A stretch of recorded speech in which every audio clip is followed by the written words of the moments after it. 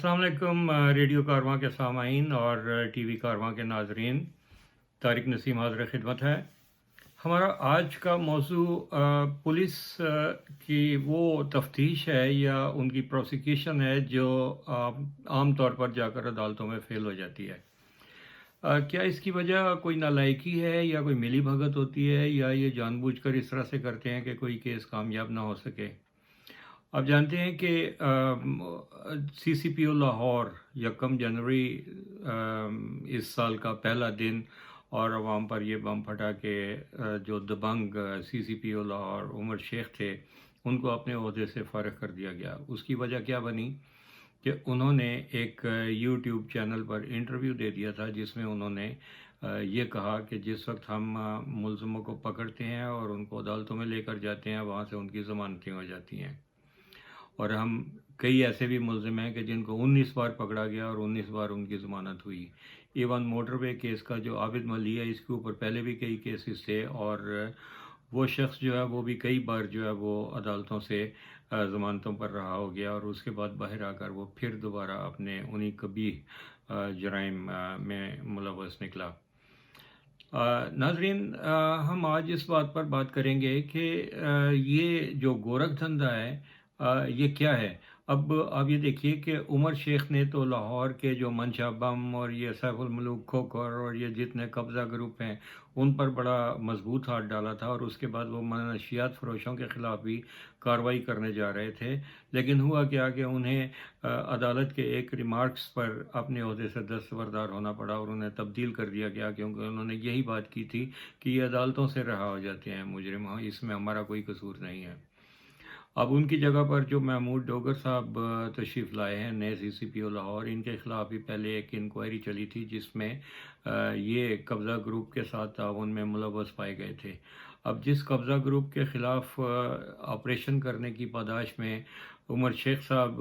अपने मनसब से हटा दिए गए, अब उस पर कब्ज़ा ग्रुप के ही एक दस्ते रास या दूसरे CCPO लाहौर जो वो तैनात हो गए हैं जिनकी फैमिली और उनके जो अहल खाना दूसरे लोग जो उनके रिश्तेदार हैं वो यहीं कनाडा में ही मुकीम हैं।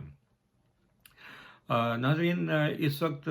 उमर शेख या महमूद डोगर साहब जो है वो हमारे गुफ्तगू का मौजू नहीं है। हम इसमें ये देखना चाहेंगे कि मैं चूँकि कोर्ट रिपोर्टिंग भी करता रहा हूँ और कोर्ट रिपोर्टिंग के दौरान जो जुडिशरी होती थी और जो दूसरे ऐसे पुलिस ऑफिसर्स होते थे उनके साथ रब्ता रहता था। मेरे पास लोअर कोर्ट्स थे, जो लोअर कोर्ट से मुराद होता है कि डिस्ट्रिक्ट कोर्ट और सेशन कोर्ट, फैमिली कोर्ट्स या सिविल कोर्ट्स, इन तमाम की रिपोर्टिंग लाहौर की नुमाई वक्त के लिए मेरे पास थी उन ज़माने में। ये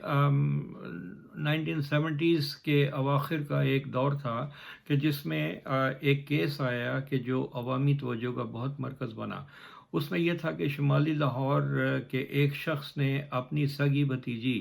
जो कि यतीम और नाबीना थी उसको रेप किया और उसके नतीजे में वो बच्ची जो थी उसने गम में आकर या शर्म में आकर वो घर से निकली और एक अंधे कुएं में छलांग लगा दी। उसको शायद ये पता नहीं था कि ये कुएं का पानी सूख चुका है। उसने अंधे कुएं में छलांग लगाई और वहाँ कई दिन तक वो पड़ी रही। उसके बाद उसकी वहाँ पर वफ़ात हो गई, वो बच्ची मर गई। पुलिस ने तफ्तीश करनी शुरू की तो उस इलाके के एक बड़े अच्छे तफ्तीशी ऑफिसर थे, उनका नाम मुझे अच्छी तरह से याद है लेकिन मैं यहाँ उनका नाम इसलिए नहीं लेना चाहूँगा क्योंकि वो अपने फ़राइज़ जो उसकी हद होती है उससे बहुत आगे जाकर वो कुछ काम कर रहे थे इसके बारे में, क्योंकि वो मुलज़िम को सज़ा दिलवाना चाहते थे और उसमें बड़े संजीदा थे। जिस वक्त एक जुर्म होता है तो उसकी जो इब्तदा है वो FIR से होती है, फर्स्ट इंफॉर्मेशन रिपोर्ट, और जो ये एक इत्तलाई रिपोर्ट जो लिखी जाती है उसमें भी इतने घनचक्कर लोग होते हैं कि जो वहाँ मुहर्रर बैठा हुआ होता है वो या तो किसी से पैसे लेकर, दूसरी पार्टी से पैसे लेकर वो उस रिपोर्ट को बड़ा ढीला ढाला इस तरह से बना देता है कि जिससे मुजरिम जो है उसके बचने के इम्कानात रोशन हो जाएं। اس کے بعد ایک دوسرا مرحلہ آتا ہے کہ جس میں ایک تفتیشی آفیسر ہوتا ہے کہ جو اسی تھانے کا ہوتا ہے. یہ تفتیشی آفیسر اس کیس کے اوپر ریسرچ کرتا ہے، اس کی انویسٹیگیشن کرتا ہے، اور اس کی بات رپورٹ کے بعد اس مجرم کو گرفتار کر کے اس کا معاملہ جو ہے وہ PDSP کو بھجوایا جاتا ہے، یعنی پروسیکیوشن ڈپٹی سپرنٹینڈنٹ پولیس اس علاقے کا جو ہوتا ہے، اور جو اس کی پروسیکیوٹ کرنے کے لیے اس کو عدالتوں میں لے کر جاتی ہے اور اس کو سزا دلواتی ہے. یہ 70s کی بات ہے، جس وقت جنرل ضیاء اقتدار میں تھے، اور کوڑوں کی بھی سزا تھی، شرعی سزائیں بھی اس وقت نافذ کی گئیں، اور یہ زنا کے لیے جو ہے وہ شرعی سزاؤں کا بھی جو ہے وہ اعلان ہوا. لیکن اب سوال یہ پیدا ہوتا ہے کہ جس وقت اس بچی کا ریپ ہوا اور اس کے بعد اس نے اندھے کنویں میں کود کر خودکشی کر لی، تو اس کے بعد کیا ہوا؟ پاکستان کی جو ایک دفعہ 164 کے تحت مجرم کا اقبالیہ بیان لیا جاتا ہے، کہ جس میں ملزم کہنا چاہیے اس وقت، کہ جس میں وہ اقرار کرتا ہے کہ یہ جرم میں نے کیا ہے، یا اگر اس نے نہیں بھی کیا تو مجسٹریٹ کے سامنے پیش ہو کر اس نے اپنا ایک بیان قلم بند کروانا ہوتا ہے. جب اس کی دفعہ 164 کے تحت اس ملزم، اب تو مجرم کہنا چاہیے کیونکہ اس کو سزا ہو گئی تھی، اس کا جب بیان قلم بند کیا گیا تو اس نے اپنے جرم کا اقرار کر لیا. اس کے بعد یہ ہوا کہ اب اس کی جو مقدمے کی کارروائی شروع ہونی تھی، لیکن اس کا وکیل جو ہے وہ بہت تگڑا تھا. اب مقدمہ اس نوعیت کا تھا کہ جس میں FIR بھی مضبوط تھی، تفتیشی آفیسر بہت زیادہ سنجیدہ تھا اسے سزا دلوانے کے لیے، اور پروسیکیوشن ٹیم جو ہے وہ PDSP آفس سے وہ بھی بہت سنجیدہ تھی کہ اس کو کسی نہ کسی صورت جو ہے وہ اس کو کڑی سے کڑی سزا ملنی چاہیے. ہم لوگ چونکہ رپورٹر ہوتے تھے، اور ہمارا ہر روز عدالتوں میں آمنا سامنا بھی ہوتا تھا، ان پولیس آفیسرز کے ساتھ بھی ہماری بات چیت ہوتی تھی کہ جو ایسے کیسز کو ہینڈل کر رہے ہوتے تھے. تو مجھے اچھی طرح سے یاد ہے کہ میں نے اس تفتیشی آفیسر سے پوچھا، ہم ان کو احتراماً شاہ جی اس لیے کہیں گے کہ وہ ان کا نام شاہ تھا، سفید بالوں والے تھے. انہوں نے جو الفاظ مجھے کہے وہ میں منوعین یہاں پر رپورٹ کرتا ہوں. انہوں نے کہا کہ سر جی، میں نے اپنے پولیس سروس میں بڑا سور کھایا ہے، یعنی بڑی رشوت کھائی ہے، لیکن اس کو میں نہیں چھوڑوں گا. اس شخص نے ایسا جرم کیا ہے کہ جو انسانیت کے بھی خلاف تھا، ہماری معاشرتی اقدار کے بھی خلاف تھا، اور اس کو ہر صورت میں کڑی سے کڑی سزا ملنی چاہیے، اور اس کے لیے میں پوری کوشش کروں گا. اب ہوا یہ کہ اس ملزم، اس وقت تک جو وہ ملزم تھا، اس نے وہاں پر ایک اس کے وکیل نے درخواست دائر کر دی کہ یہ جو دفعہ 164 کا بیان اس کا قلم بند ہوا ہے، جو اس نے اقرار کر لیا تھا، اس سے پہلے اس تفتیشی آفیسر نے اس پر بدترین تشدد کیا تھا، اور اسے یہ دھمکی دی تھی کہ اگر تم نے یہ اقرار نہیں کیا تو میں تمہیں باہر لے جا کر پولیس مقابلے میں مار دوں گا، یا میں تمہیں کسی دوسرے سے قتل کروا دوں گا. تو اس دباؤ کے تحت آ کر میں نے یہ بیان دیا، لہذا یہ تھانہ بھی بدل دیا جائے. اور جس وقت یہ تھانہ بدلتا تھا تفتیش کے لیے، تو اس کے ساتھ ہی چونکہ جو مجسٹریٹ ہوتے تھے وہ علاقائی حدود کے حساب سے مجسٹریٹ، علاقہ مجسٹریٹ ہوتے تھے، تو وہ مجسٹریٹ بھی بدل جاتا تھا. اب آپ یہ اندازہ کیجئے کہ جب اس نے یہ تفتیش ایک دوسرے تھانے میں منتقل کروائی تو انہوں نے بھی وہی حربہ استعمال کیا اس کے اوپر کہ اس کی کافی دھلائی ہوئی، کیونکہ وہ سنجیدہ تھے کہ یہ کسی طرح سے یہ اقرار کرے، اور اس کے بعد اس کو عدالت میں لے جا کر انہوں نے پھر بیان دلوا دیا. اس نے تیسری بار جو ہے نا وہ پھر یہی حرکت کی کہ جی وہ میرے ساتھ تو تشدد ہوا، اور یہ میں نے جرم نہیں کیا، اور اس کو جو ہے وہ کسی طریقے سے جو ہے وہ کالعدم قرار دیا جائے، اور میری تفتیش کسی اور تھانے میں منتقل کی جائے. جب ان کی تفتیش ایک اور علاقہ مجسٹریٹ کے پاس گئی تو وہ ذرا سخت طبیعت کے تھے، انہوں نے بھی اس کیس کو دیکھا اور انہوں نے کہا کہ اس کو تو چھوڑنا ہی نہیں چاہیے کسی صورت. جب اس کی حاضری تھی تو یہ اس کے وکیل نے ایک میڈیکل سرٹیفکیٹ عدالت کے روبرو پیش کر دیا کہ جی وہ بیمار ہے. انہوں نے جب یہ دیکھا کہ یہ میڈیکل سرٹیفکیٹ کس کا ایشو کیا ہوا ہے تو اس کے اوپر ہائی کورٹ کی ایک رولنگ تھی کہ اس ڈاکٹر کے دیے ہوئے میڈیکل سرٹیفکیٹ کو تسلیم نہ کیا جائے، کیونکہ یہ پیسے لے کر بیماریوں کے سرٹیفکیٹ بانٹتے ہیں۔ یہ پرانی نارکلی کے کارنر پر ایک ان کا کلینک ہوا کرتا تھا، اور وہ پیسے لے کر آپ ان سے جو مرضی لکھوا لیں، آپ ان سے لکھوا لیں کہ اس کو ہارٹ اٹیک ہو گیا ہے، اس کی پلیٹلیٹس گر گئی ہیں، جو مرضی ان کے ساتھ ان سے جو ہے وہ سرٹیفکیٹ بنوایا جا سکتا تھا۔ تو اس نے ان کو بیماری کا سرٹیفکیٹ دیا تھا کہ وہ بیماری کے باعث عدالت میں حاضر ہونے سے قاصر ہے۔ اب پروسیکیوشن کا جو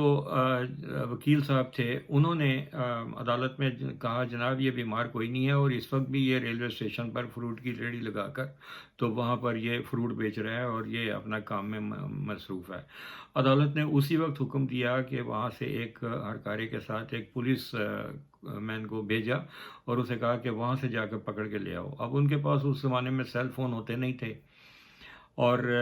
ایک پھل فروش کے پاس کہاں سے کوئی ایسا فون ہوتا کہ جس میں اس کو تیز ترین طریقے سے اس کا وکیل اطلاع دیتا۔ لیکن ان کو معلوم تھا کہ اس کی جگہ کون سی ہے ریلوے اسٹیشن کے قریب، وہ کہاں ریڑھی لگاتا ہے۔ انہیں جا کے دیکھا تو وہ وہاں پر پھل فروشی میں اپنا بزنس کر رہا تھا۔ انہیں جا کے اس کو اریسٹ کیا، ہاتھ کھڑی لگائی اور اس کو عدالت میں لے آئے۔ عدالت نے اس سے کہا کہ تم اپنا جرم تسلیم کرتے ہو یا کیا اب بھی تم نے کوئی تھانہ تبدیل کروانا ہے، کیونکہ اب تو یہ صاف ظاہر ہو گیا کہ تم نے عدالت کے سامنے بھی جھوٹ بولا ہے، اور یہ میڈیکل سرٹیفکیٹ جو ہے یہ بھی جعلی ہے، اس کے اوپر ہم تمہارے اوپر ایک اور کیس بنائیں گے۔ اس کے بعد یہ ہوا کہ اس نے کہا کہ جی ٹھیک ہے، اس کو آپ پوسٹ پون کر دیں، میری طبیعت واقعی خراب تھی، لیکن یہ ہے کہ میں نے تھوڑا سا بہتر فیل کیا تو میرے پاس جو پھل پڑا ہوا تھا وہ گل سڑ جاتا، تو اس لیے میں ریڑھی لے کر باہر آ گیا، اور میں نے کہا کہ چلو چار پیسے کما لوں ورنہ میرا نقصان ہو جائے گا، اور اسے اگلی تاریخ دے دی گئی۔ اب اس کے بعد کیا ہوا کہ اس کے وکیل صاحب نے پھر ایک اور درخواست دائر کر دی کہ جی یہ جو علاقہ مجسٹریٹ ہیں اور یہ جو پولیس آفیسر ہیں اس کو ناجائز طور پر تنگ کر رہے ہیں، اس وجہ سے اس کو تھوڑا اپ گریڈ کر کے اس کے کیس کو ہینڈل کیا جائے۔ اس زمانے میں اسسٹنٹ کمشنر سٹی جو ہوتے تھے، انہوں نے اس کو دیکھا اور انہوں نے کہا کہ اچھا ٹھیک ہے،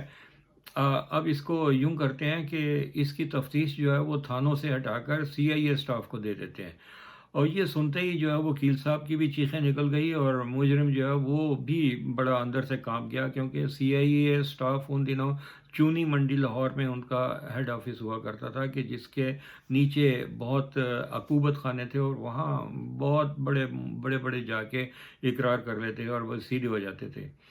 وہاں ایک DSP صاحب تھے، ان کا بھی میں نام نہیں لینا چاہوں گا کیونکہ انہوں نے بھی اپنے اختیارات سے تجاوز کیا تھا، لیکن ایک گڈ کاز کے لیے۔ میں آپ کو صرف یہ بتانا چاہ رہا ہوں کہ جس وقت کوئی کیس سالو کرنا ہوتا ہے تو اس کو کس طرح سے سالو کیا جاتا ہے اور اس کو منطقی انجام تک پہنچایا جاتا ہے یا جا سکتا ہے۔ اب وہ ان کو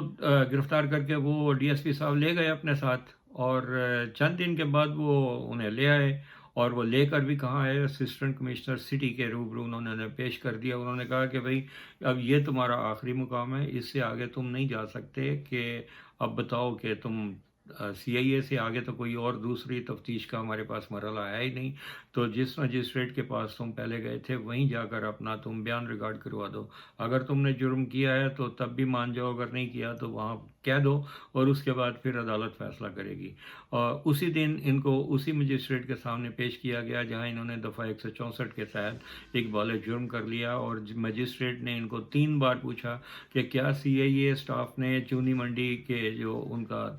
آفس ہے اس میں تمہارے اوپر تشدد کیا؟ 3 بار پوچھا، اور اس نے کہا نہیں میرے اوپر کوئی تشدد نہیں ہوا، اور انہوں نے کہا کہ اپنا جسم ننگا کر کے دکھاؤ۔ اس نے قمیض اتاری، وہاں سے دکھایا، ایون ان کو کہا کہ یہ پیچھے لے جا کے تو اس کی تشریف بھی چیک کر لی جائے کہ اس کو وہاں پر کوئی لترول اس کی اگر ہوئی ہو تو اس کے تشدد کے نشانات ہوں گے، لیکن حیرت انگیز بات یہ ہے کہ اس کے جسم پر کوئی ایک بھی ایسا نشان نہیں ملا کہ جس سے تشدد ثابت ہو، اور اس لحاظ سے اس مجرم کا یہ بیان سچ ثابت ہو گیا کہ میرے اوپر کوئی تشدد نہیں ہوا، اور میں برضا و رغبت اس جرم کو قبول کرتا ہوں۔ لیکن یہ میں آپ کو بعد میں بتاؤں گا کہ یہ اقبال جرم کیسے کرایا گیا، لیکن اس کا انجام یہ ہوا کہ جو پروسیکیوشن تھی اور جو تفتیشی آفیسر سے اور جو عدلیہ تھی، وہ تینوں اس نقطے پر متفق ہو گئے کہ اس نے اس بچی کو جو اس کی سگی بھتیجی تھی اور یتیم تھی، اور یتیمی کے بعد جو نہ اس کی والدہ تھی نہ اس کا باپ تھا، اور وہ اپنے چچا کے ساتھ رہ رہی تھی۔ وہ کسی دن شراب کے نشے میں دھت ہو کر گھر آیا اور اس نے اپنی سگی بھتیجی کو ریپ کیا تھا۔ اس کے بعد اسے قتل کی سزا نہیں دی جا سکتی تھی، شرعی سزائیں ان دنوں کوڑوں کی ہوا کرتی تھیں۔ قتل کی سزا اس وجہ سے نہیں دی جا سکی کہ اس میں ایک ٹیکنیکل پوائنٹ یہ آ گیا کہ چونکہ اس بچی نے خودکشی کی ہے، اسے اس نے قتل نہیں کیا، اس وجہ سے مجسٹریٹ صاحب نے اس کو